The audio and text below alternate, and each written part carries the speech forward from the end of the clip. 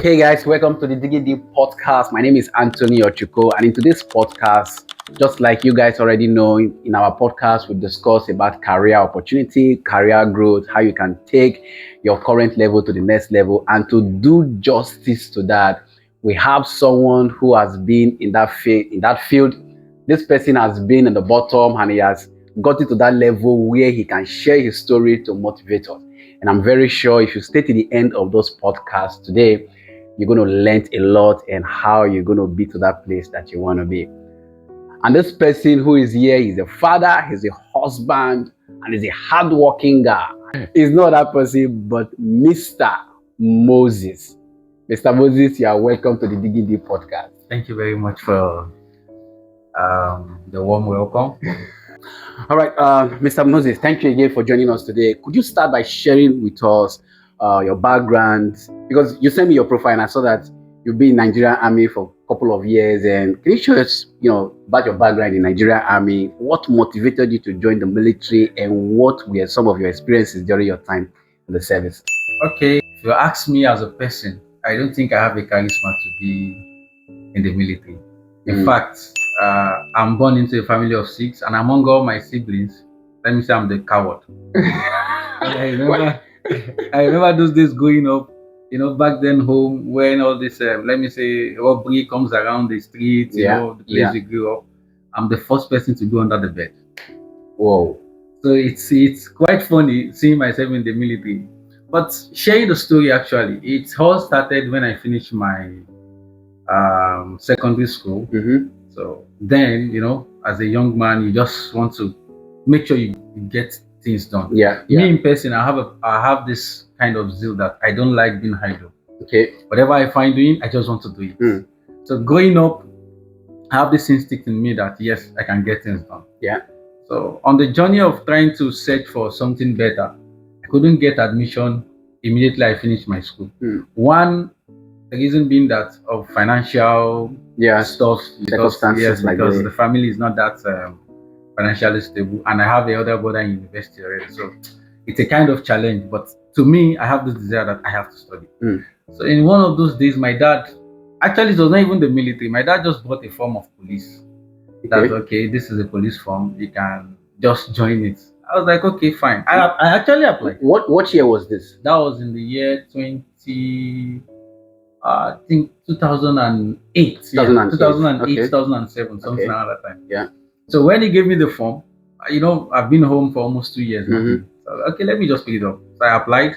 Now after finishing all the application, going to then we use a cafe.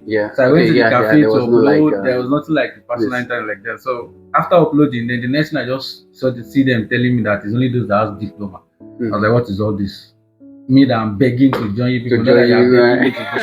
I just bullshitted that I'm not interested. But at that same spot, I saw somebody telling me about Air Force. So I was like, okay. Then I applied for Air Force immediately that same day. So I went for Air Force screening for 2 days. We did exam. We did exam for Air Force. I did an exam in Ikeja, Lagos. So after the exam, we waited for list. I couldn't see my name. So that same place, I got an information about Navy. So it at the spot of trying to just get something done, that's where I started getting information. So I heard about Navy. So I went to Navy. I passed the first screening, the second screening, the third screening. It was for us to run about 3.2 kilometers. And that's when I knew I was lazy. Because even the people around there are just mocking me that, see this old boy, as young as you are, you cannot run. Because I was just running like I'm maybe 50 years old there. Because of the fatigue. So I couldn't make it in Navy as well. But there, I had an information again about the military. So somebody was telling me when I went for Navy screening that I can actually go to school if I join the military. And looking at the financial situation back home, I was like, okay, it's a good idea. Let me just join the army. So from that same Navy, I think a month after, I heard about the military form. I bought the military form. So I was to go for screening in Ibadan, leaving Lagos. So I traveled down to Ibadan. That same year, I bought JAM. To write JAM again, because I'm just like, I just want to fix myself. I don't just want to be doing half something. I want to know I have something I'm pursuing. So this is around I think 2010. So I bought JAM and I also enrolled for the military. So I went for the screening in Ibadan. So the day for the first screening, they just called our names, and that's the second day was when I'm supposed to go for JAM exam.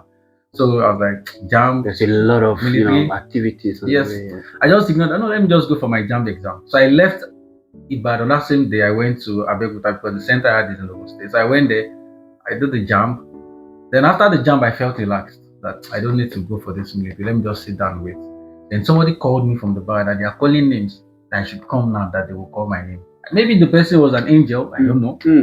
But the conviction was so much, and I had you don't know the person. I don't know the person, but I don't have the interest anymore because the stress was just getting too much on me. That I've tried this, I've tried this. I beg, let me just sit with this JAM and see how it's gonna look like. So I just picked up courage on the eve after JAM. I just picked up the courage. Okay, let me just go back to the screening center and see what it looked like. On getting there, as I was just getting back, because it's like I think about 1 hour drive. To get into the barrack immediately, I just tried to change because I was staying with a family friend. To get into the screening center, the next thing it was my name. As I was just getting to that spot, it was my name. And that's how the journey started.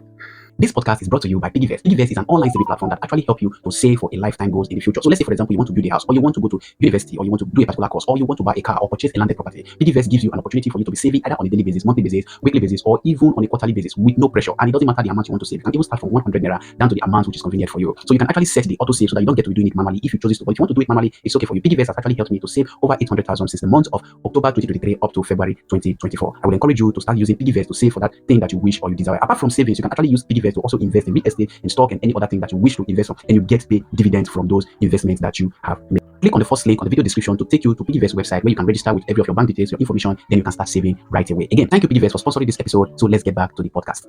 You've left the military for quite some time now. How long now?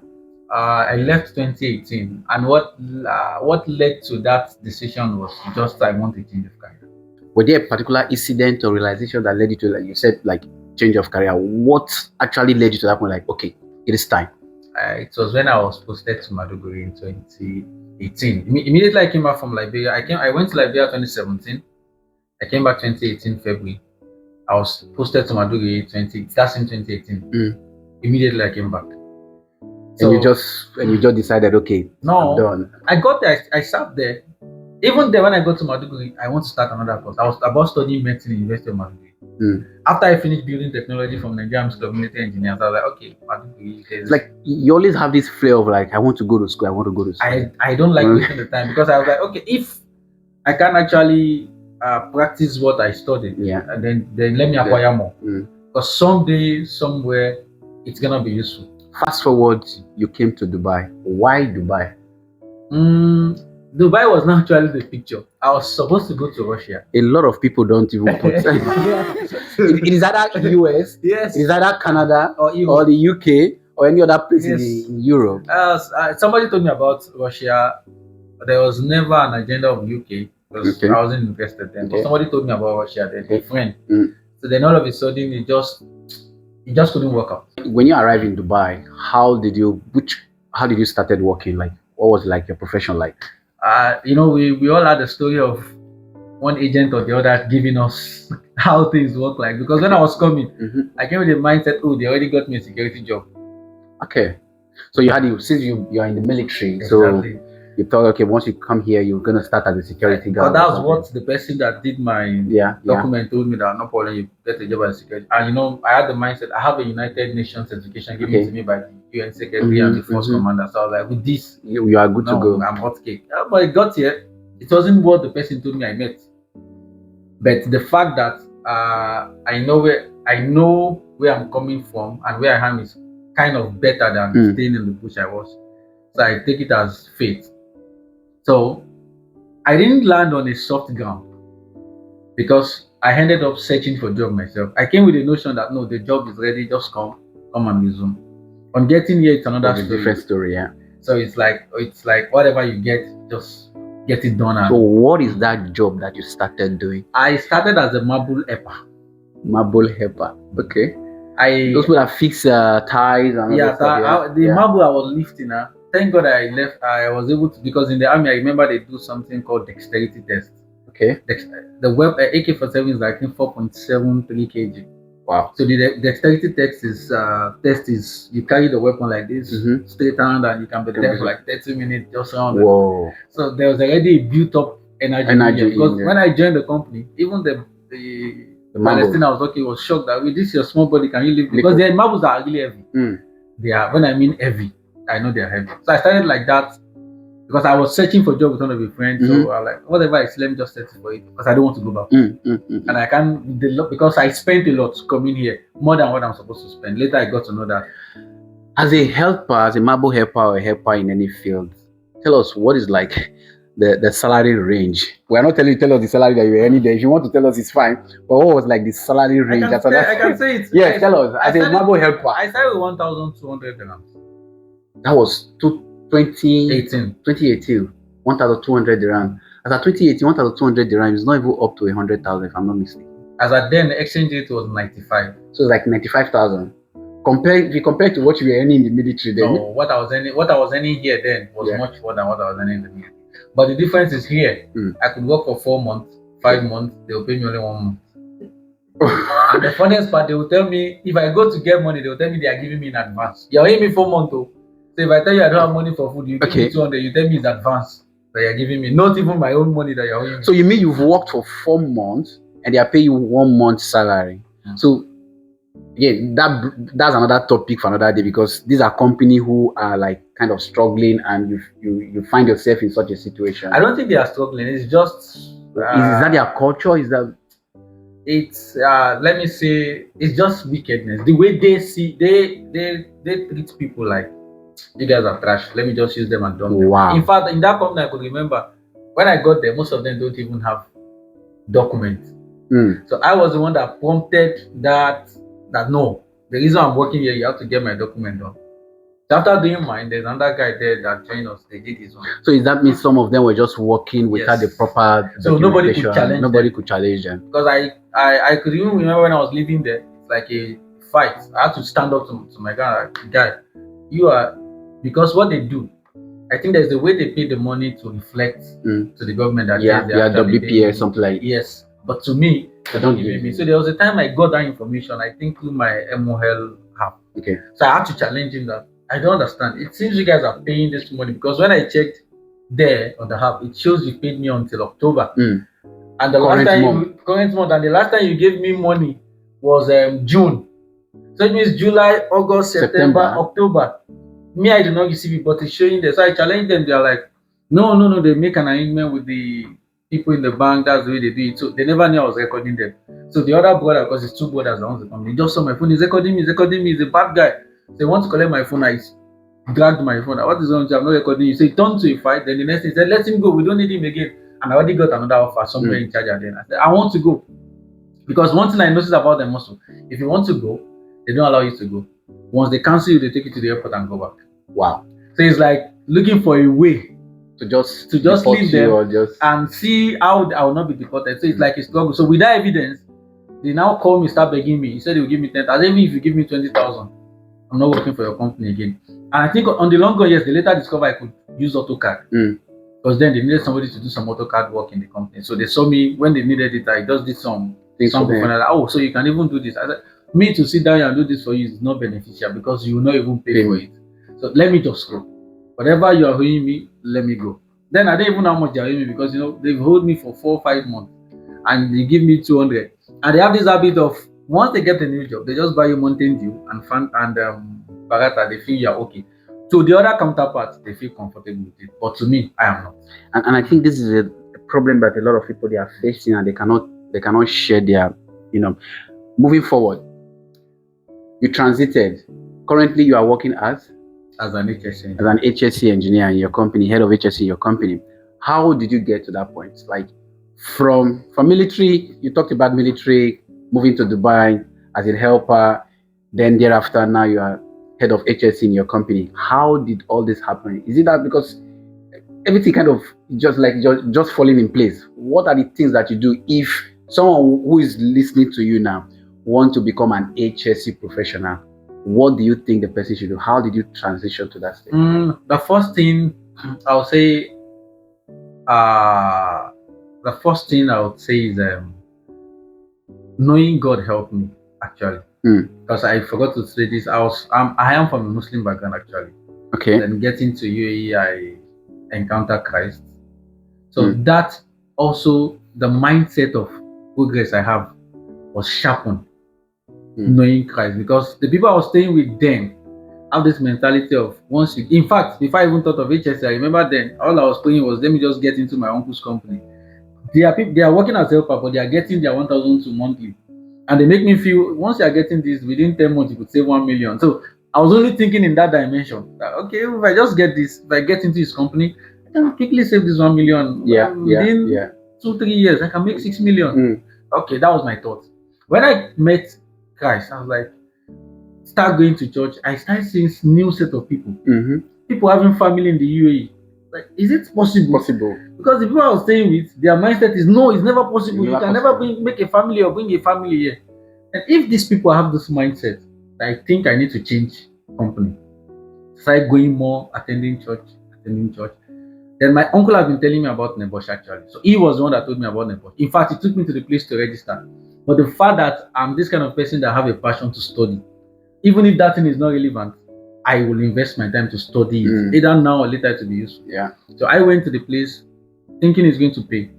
I had to change money from home to make the payment. So I started in a Bosch 20. That same 2019 when I was still doing a helper job. That's when I registered. So I registered March 2019. I was supposed to do my exam August. But I couldn't finish the payment. So then I was already having challenges in the place I was working. But that same September, I did my exam. That's when I did the exam. And fast forward around December, my results was out. But so on getting the Nebosh done at that same year, then that same, I think early 2020 before COVID started, I got a new job. That's when I left this Marble guys. Getting a new job, not into HSC, but I already had my certificate then. So I got a new job as a dispatch supervisor in one company in Charger. So but COVID came, I couldn't go. Then in that same 2020, around I think early February, I got another job with a company I once did interview with in 2018 when I came newly. They just called me in 2020 that, oh, we have an offer for you, come and take. It's not an HSC, but it's a company that have an HSC structure. So my mindset is let me enter with this. With time, I can level up. So I signed the offer letter. I even signed the MOL. Then everything shut down immediately. That was when the COVID was everything just shut down in March. And then from then I was stranded. Okay, that's another discussion. Stranded. From then I was stranded. So the HSC journey started in June 2020. Okay, how did you find the process of obtaining the certification in health and safety? And were there any significant challenges or obstacles? There was the number one or major challenge I had then was the time to study.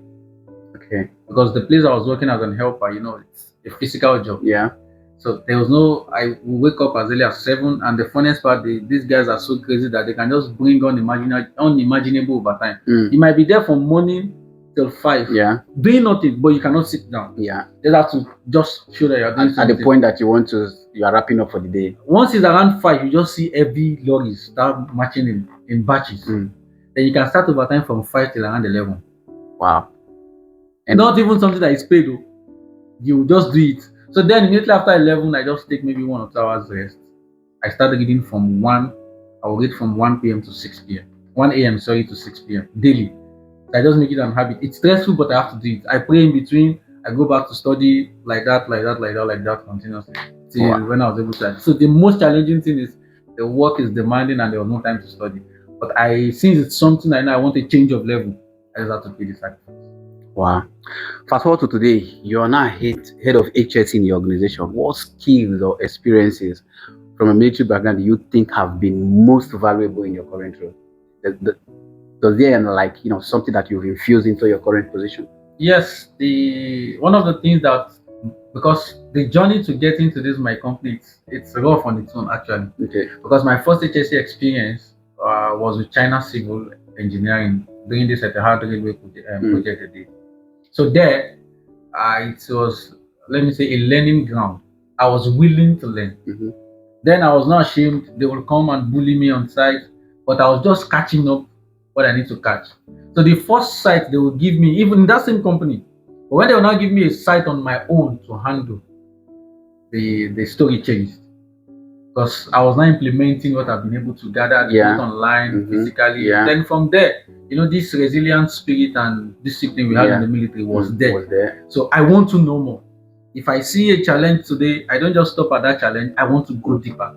What can actually be the cause of this? What can I do to make this more better? So I began to make some more studies, getting materials. And what I do is every day I give myself a task. Once I see, okay, this is the issue I have for the day, I analyze it and go deeper. How can I make this more better? And I go outside my own field on its own because I got to know early that the HSE world itself is most importantly in all industry. So I don't just only streamline myself to the place I am now. I go outside. Sometimes I even do internship. I go to people organization just to acquire knowledge.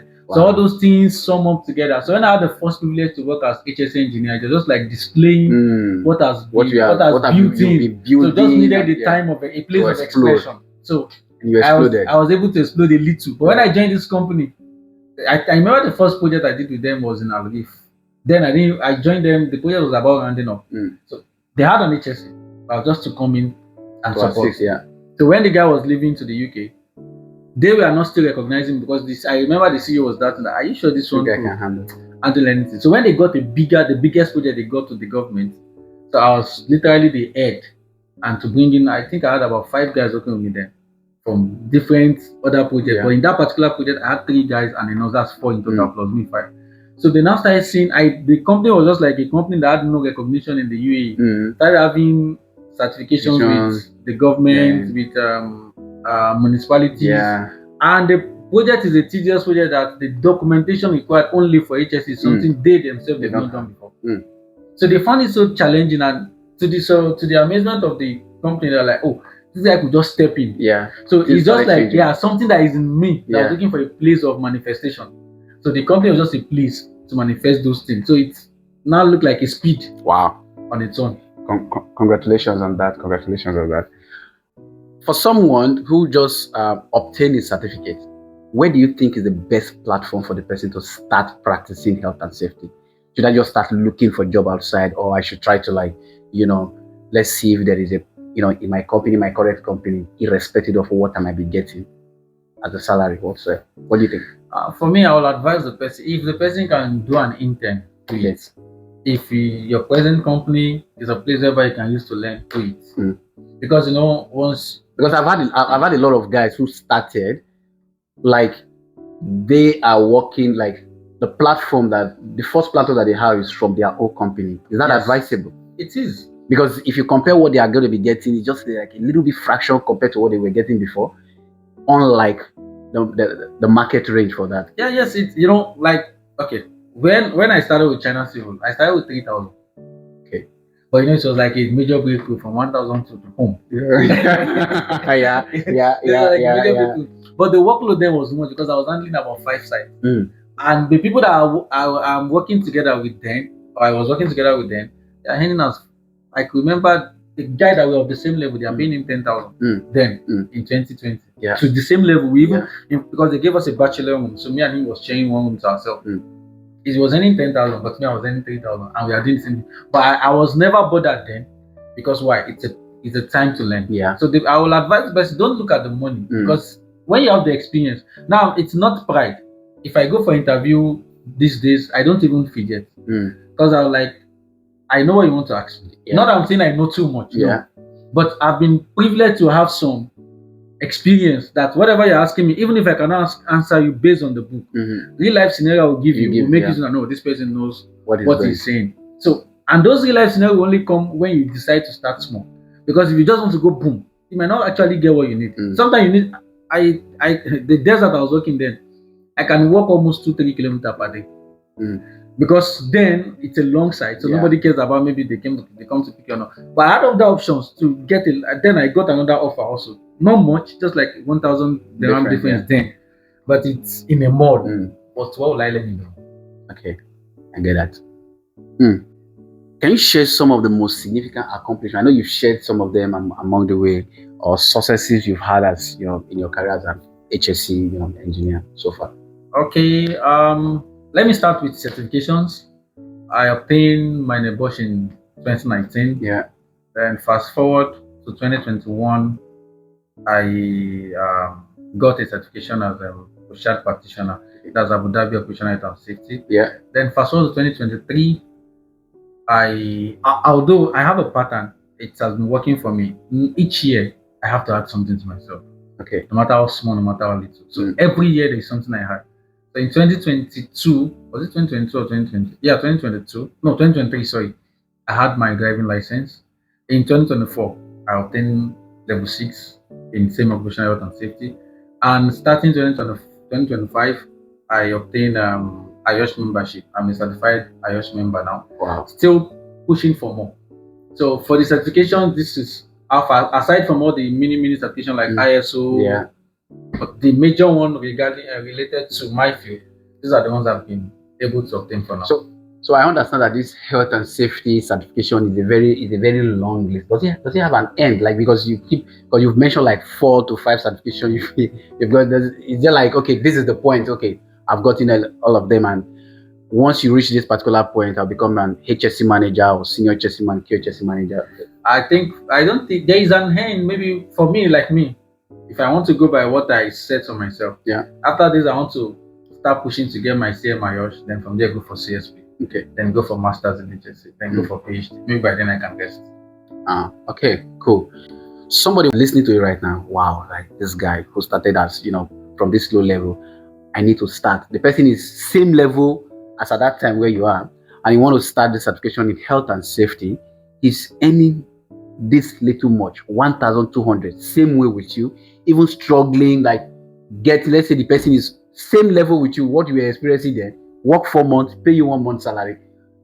The money is not enough. He has family back home. What is your advice for the person? How can the person start, saving or register for, the certification? Back then, it was very expensive compared to now from my research. What do you think? How do you think the person should start? What percentage do you think the person should allocate to save towards it? For me, back then, I think God helped me with the mindset of you cannot be in the river and trying to pull somebody out. You need to be out of the river to save another person. You cannot be in the river and try to push somebody out. But those lifeguards, they're also in the river. But those are trained lifeguards. Okay. No, I'm not trained. Yeah, okay. Let me fine tune it. Let me say you cannot be drowning. Okay. Because okay. You can do. Yeah. Okay. So you cannot be drowning in the river and trying to pull somebody. Yeah. So if I'm a lifeguard now and I'm drowning, the river is taking me. I will not consider my client. I will save myself. Yeah. Okay. So for me, what I would say is, if like what I did then, the pay was small. It wasn't coming. So it's not that maybe I denied them back home. I just set priorities. Okay. I just told myself, if I'm no more, they will leave. They will definitely survive for sure. Okay. So if they can survive without me, then let me work on myself. So when I work on myself, even when the bills will now later start coming, it's something I can conveniently pay. But if the bills are coming now, I can't pay the bills and I cannot help myself. It's just like you are killing a generation. A musician once said double wahala. Yeah, for the body. So you understand that kind of thing. So I think for me, I would advise the person, see, if the person is not there, the problem will be solved. I told somebody I worked today, one of my supervisors, he has an issue back home. So he has been calling and calling. I said, come, are you there? He said no. I said, why do you want to kill yourself? You think you are so important, that's why you have not gone. If you are important, you will have gone. Leave the matter will solve itself. If you are putting it on your head, you are putting a pressure on your head that you are not seeing. And you think by so doing, putting calls, that shows that you care. No. There are some things whereby you don't assume God's position. Just leave God to do your best and leave the rest. That's what I would say. So if you want to achieve that with that little money, thank God it's more cheaper now. It's not like back then that we are paying 5,000, 4,000. Now it's as cheap as 2,000. So if you are anyone if you can sacrifice 500 or let me say 600 per month, and if you deny yourself also, maybe you are eating 300 dirham per rata, you can streamline for now to 150. 150. If you are giving somebody 100 dirham before, start giving them 20 dirham. Because once you can stand, you won't give 220 dirham anymore. You can as well give 200. But as far as you are still in that level, don't overburden yourself. That's what I told myself. I don't impress. I won't impress you to now get depressed. Because what's the benefit? I'll be impressing you outside, but inside me, I know I'm dying. So why should I do that? So in essence, you're saying that if I'm giving you 20 before I reduce it to 10, if initially I budget 200 for my feeding, if I can cut it to 150 or 100 to manage the situation, I have to do that. It won't kill me. Yeah. Because at the end, I was telling somebody, I think some years back, I was just trying to share my story to motivate the person. I said, do you know the 1 to then I was struggling to get from the company, even my house rent is times 2 more than that. Yeah. I said, I'm not saying to be proud, I'm just letting you know that the sacrifice you can make then, when you start reaping it, it will look like, oh, can someone, even I recently I went to the place I was doing my helper. I just opened my mouth, like, can somebody ever imagine I did something like this? Yeah. If I did not tell it to somebody, nobody will ever know. Yeah. So if you are sacrificing now for after, I don't think it's a big deal. Even if it is why I let them know from home, because I remember that I just put the call to niggas, this guy is still battling with life here. So for now, please, guys, just let me be. When I'm fine, I'll reach out. You know, I've listened to some people who say that when you want to do something, you need to set a time, you need to set when, you need to set time, how you're going to start, the amount, fix it, this is what you're going to be. What would you have to say about that? Like, it's you know, it's something I think we've learned over time, even in school, about SMART analysis. So any plan that doesn't have a specific time, or you don't have an achievable mindset, I think it's just a waste of plan. You have to, you know, in my own plan, I'm always realistic with myself. If this is what I want to achieve, I give this social time for him to it. So if, for example, somebody that wants to register in a bus and you are just saying, okay, let me just make it 100 dirham per time, it's just like you're wasting time.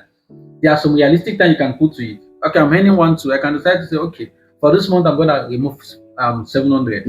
You've taken at least a bold step. So you can give yourself, okay, within 6 months, I need to get this thing done. So that will put you on your toe to want to go extra mile to make sure you want to get this. Because that work kept you on my toe then, reading with how tedious the work has been there was then. It's because I have a time frame. I told myself before the end of this year, I have to get this thing. I have to get it done. I don't know how it's going to work out. I don't know. Maybe I'm going to kill myself in stressing myself, but I know. In fact, then I could remember I traveled going to Sila to do work some days. And even with it, I'll still be fasting, praying, and go to Sila. When I come back, I just have to pick my book because I know it's like my life depends on this. If I don't get it, then I'm finished. I could remember as well when I was doing that neighbor certification. I remember my first salary there when I got to the company. That month, the month of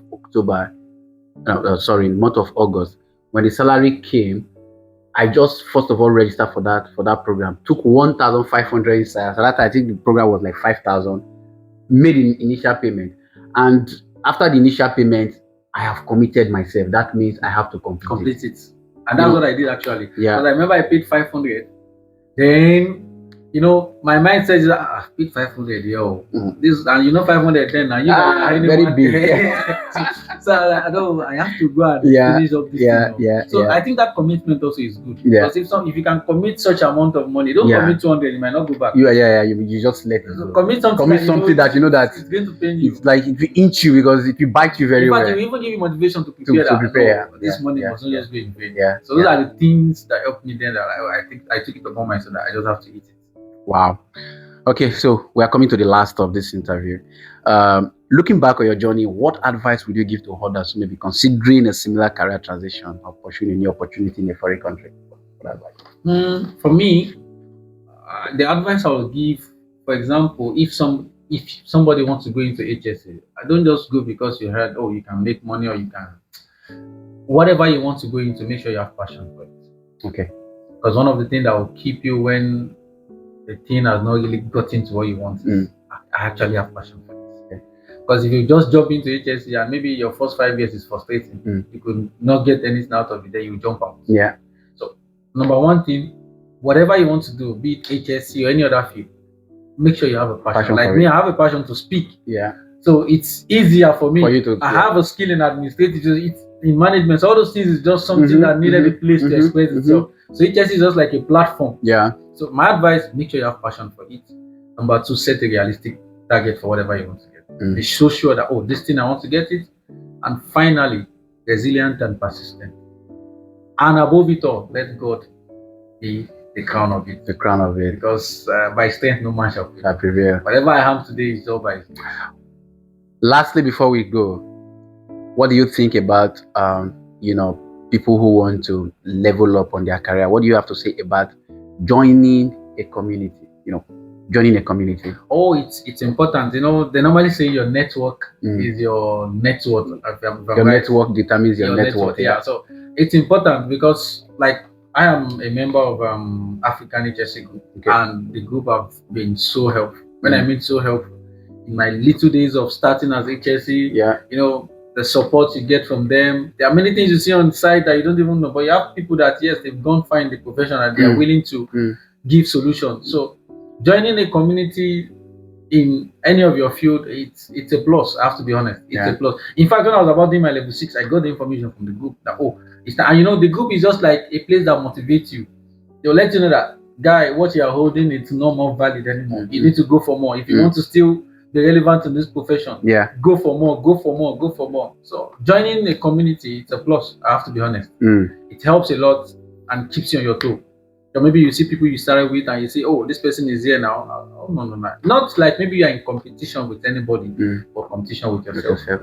Yeah, cool. Thank you so much for that. I keep saying that this is the last one. This is just the last one. I have all the all the certification, if not all, like few, like the beginning, like there's the Nebosh or whatsoever, another maybe 1-2 others more, but still 2 years has gone, 3 years has gone, I still haven't found a job. What do you think that this person is not? What is it think that this person is not doing right? I can say another thing I think is important is CV revamp. How does the person present himself? Okay. For example, I've been privileged to interview people since I've been privileged to be the head of my department. Yeah. So when I told my wife something, I said, now I think I can see why most of this HR receive some CVs and they don't pick some. So there are some CV I saw is not even attractive at all, very boring. Yeah. And it's annoying. So even if the person, I don't know, maybe the person have the knowledge, but the CV does not even attract you. Even put a call to the person. No. And I've called somebody that when I saw the CV, so marvelous. But when the person come in front of you, it's so quite funny. So first of all, the CV is a ticket to get into the table. It's a big ticket. I have to be honest. It's a big ticket. From my privilege of interviewing people, it's a big ticket because if maybe I might not know before. But now that I interview people, what attracts me to you? When the HR just give me, because they don't see, they give it to me to check. And the first thing I just see, if I just see your front page and it looks discouraging, there's nothing. So you just see some people, in the funniest part, you see somebody applying for HSC, and the first 2-3 experience you see security officer. So how do you want me to go? Somebody start putting, no, I'm a guard and as well as HSC. How do you want me to consider that? Yeah. Even if you actually know the job, how do you want me to consider that? So it's important. They say the way you is it the way you dress or the way you present yourself? So it matters because the person is not seeing you. Fine, there's a place called grace. The grace of God can move you forward, but there is a place in faith called work. The work itself. If it's not there, how does the faith want to put you forward? The grace might be there, overflowing, but where's the work? I could remember my first job. I didn't even apply. I just know I sent my CV randomly on LinkedIn then. And I just got this mysterious call that, come. I'm not saying it's maybe by chance. God is at work 100%. But what the person saw in his front also is a motivation. Even the person, to be honest with you, sir, they didn't even ask me for my neighbor certificate when I went for the interview. They didn't ask. They were only impressed with what they are seeing in their front. So the CV is like a mirror that just projects you in front of the recruiter. It's a ticket because a lot of people have seen, bro, like that this person, even myself, I know that this person can do it. But when you find out that this person is real, so that means that, man, the CV was not like really presented. But I see that. So guys, if you are watching us, please ensure that your CV, projects you, announce you even before you get to the interview panel.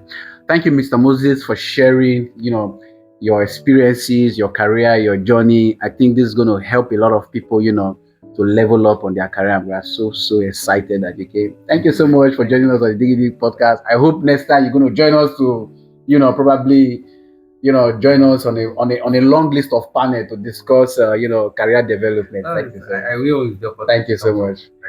Wow. This podcast is brought to you by PiggyVest. PiggyVest is an online saving platform that actually help you to save for a lifetime goals in the future. So let's say, for example, you want to build a house, or you want to go to university, or you want to do a particular course, or you want to buy a car or purchase a landed property.